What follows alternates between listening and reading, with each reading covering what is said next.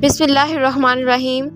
अस्सलाम वालेकुम वरहमतुल्लाहि वबरकातुहू। नाज़रीन मोहतरम, हज के 6 फ़राइज़ होते हैं जो मैं आज आप लोगों को बताऊंगी।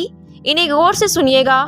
जैसे नमाज के फ़राइज़ होते हैं, वज़ू के अंदर फ़र्ज होते हैं, ऐसे ही हज के भी 6 फ़राइज़ होते हैं जिनका जानना एक हाजी के लिए बहुत ज़रूरी है।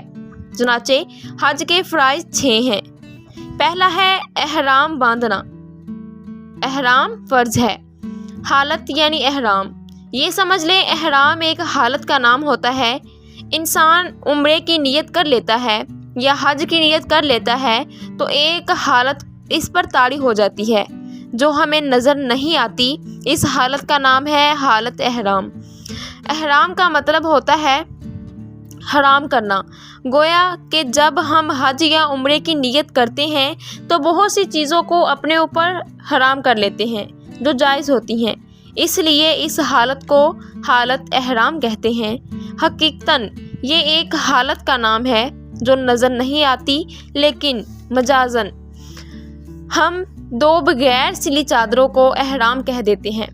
मर्दों के हक में कहते हैं एहराम पहना हुआ है। हालांकि अगर किसी ने हज की नियत कर ली और नहाने के लिए बाथरूम में चला गया तो दोनों चादरें उतार देता है, हम ये नहीं कहेंगे कि इसने एहराम उतार दिया, बल्कि यही कि ये एहराम की हालत में है। दूसरा फ़र्ज़ ये है वक़ूफ़े अरफा, यानी मैदान अरफात में ठहरना। अरफात के मैदान में 9वें ज़िलहज को ज़ोहर के वक़्त से 10वें ज़िलहज से पहले तक किसी भी वक़्त ठहरना, अगरचे 1 मिनट ही हो। और तीसरा है तवाफ़े ज़ियारत, यानी तवाफ़ करना। और चौथा फ़र्ज़ है नियत करना, यानी बगैर नियत से कोई इबादत नहीं हो सकती। 5वां है तरतीब से करना, यानी पहले एहराम बांधना, फिर वक़ूफ़े अरफा करना, इसके बाद तवाफ़े ज़ियारत करना, यानी इनमें तरतीब कायम रखना भी एक फ़र्ज़ है। और छठा है अपने वक़्त पर होना, कोई भी काम अपने वक़्त पर होना।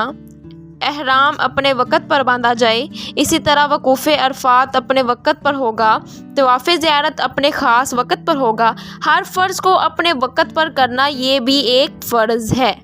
ये हुए हज के फ़राइज़।